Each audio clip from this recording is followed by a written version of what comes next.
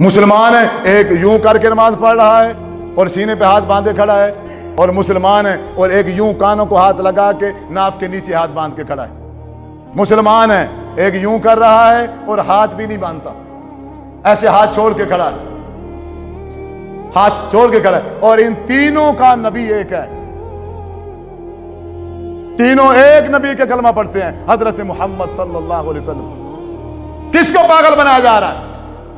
افسوس ہے آپ پر، افسوس ہے، قسم سے آپ پر افسوس ہے۔ آپ بے وقوف بننے کے لیے تیار بیٹھے، میں کوئی مولوی آئے اور آپ کو بے وقوف بنا، جی لبیک ہم حاضر ہیں جی۔ اتنی عقل نہیں ہے، نبی ایک ہے، رسول ایک ہے، طریقے کیسے تین ہو گئے؟ اچھا پھر دعویٰ ہے ہر فرقے کا، ہر گروہ کا یہ دعویٰ ہے کہ نبی بھی خاتم النبیین ہے، اس کے بعد اور دوسرا نبی بھی، تو دوسرا طریقہ کہاں سے آ گیا پھر؟ اگر دوسرا نبی نہیں ہے طریقہ کہاں سے آیا دوسرا؟ پھر جب تیسرا نبی نہیں ہے تو تیسرا طریقہ کہاں سے آ گیا پھر؟ نبی ایک ہے اور اسی پر مہر لگا دی گئی ہے کہ آپ کے بعد اب کوئی نبی نہیں ہے۔ جو طریقہ نماز کا، روزے کا، حج کا اللہ کے رسول آج سے 1450 سال سکھا کے گئے ہیں، وہی طریقہ رہے گا یا بدل جائے گا بعد میں؟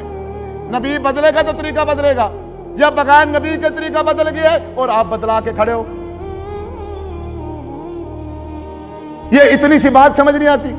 کبھی بھی آپ میں سے میرے کسی بزرگ نے، نوجوان نے اس بات کی ریسرچ نہیں کی، اس بات کی طرف سوچا نہیں ہے، اس بات کو چیک ہی نہیں کیا۔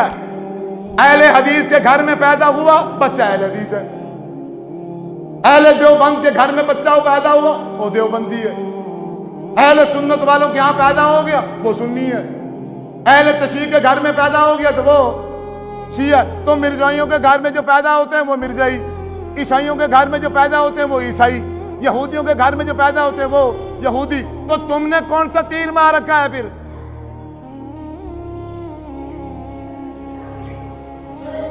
یہ عقل کس لیے ہے؟ اللہ تعالیٰ نے شعور دیا ہے، دماغ دیا ہے، کس کے لیے؟ دماغ اور شعور دینے کے ساتھ ساتھ آسمان سے کتاب بھی اتار کے بھیج دی ہے۔ آخر نبی حضرت محمد صلی اللہ علیہ وسلم کو بھی مبعوث فرما دیا ہے۔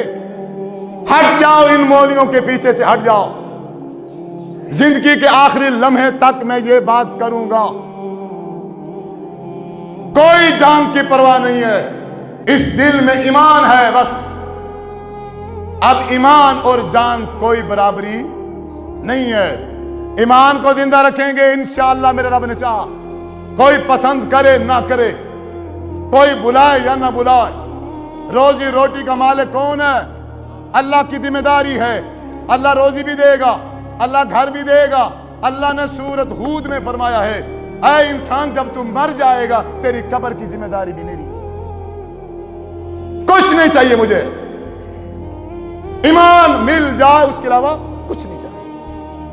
بے ایمان ہو گئے ہیں یہ مولوی، اس مولوی نے دین کا نقشہ تبدیل کیا ہے، اور آپ کی سستی کی وجہ سے، آپ کے سوال نہ کرنے کی وجہ سے، پوچھ تاچھ نہ کرنے کی وجہ سے، آپ نے کبھی پوچھا نہیں ہے کسی سے، کبھی بھی کسی امام کو کھڑے ہو کے آپ میں سے شاید اگر میں دعویٰ کروں تو ایک بندہ بھی بھری مجلس میں کھڑا نہیں ہو سکتا کہ یہ کہہ دے کہ میں نے فلاں امام کو کہا ہے کہ آپ کھڑے ہو کے ذرا مجھے بتائیے، نماز پڑھ کے دکھائیے کہ اللہ کے رسول صلی اللہ علیہ وسلم نے نماز کس طریقے سے پڑھی ہے۔ آپ کھڑے ہو کے مجھے پڑھ کے دکھائیے اور حدیث کھول کے دکھائیے۔ ہے اس پوری مجلس میں، پوری مسجد میں کوئی ایک بندہ ہے کہ جس نے کسی امام کو ایسے کھڑا کیا ہو اور اس سے طریقہ سیکھا ہو اور ساتھ میں کہا ہو یہ جس طریقے پہ تم پڑھ رہے ہو یہ حدیث کی کس کتاب میں لکھا ہوا ہے، ساتھ وہ بھی دکھاؤ؟ ہے مسجد میں کوئی ایک بندہ ہے؟ دیکھو تعداد دیکھو، بندہ ایک بھی نہیں کھڑا ہوا۔ تو بریلوی بنو گے، پھر دیوبندی بنو گے، شیعہ بنو گے، اہل حدیث بنو گے، مرزائی بنو گے، تمہارا تو پتہ نہیں ہے، تم یہودی بھی بن جاؤ گے، عیسائی بھی بن جاؤ گے۔ اگر تم باہر کنٹری میں چلے جاؤ، جو ہماری حالت اور پوزیشن ہے، اگر ہم باہر والی کنٹری میں چلے جائیں، اگر وہ تھوڑا سا ہمارے اوپر دھیان دیں، تھوڑی سی ہمارے اوپر توجہ کریں، تو ہمارا تو کوئی پتہ نہیں، ہم عیسائی بھی بن جائیں گے۔ جب ایمان نہیں ہے دل کے اندر، جو مرضی بنا لو، کیا فرق ہونے والا ہے؟ یا صرف اس ایمان کا لیول لگا ہوگا تو پھر فرق بنے گا؟ کیا خوبصورت بات کہی تھی میرے نبی نے، میری امت میں ایک وقت آئے گا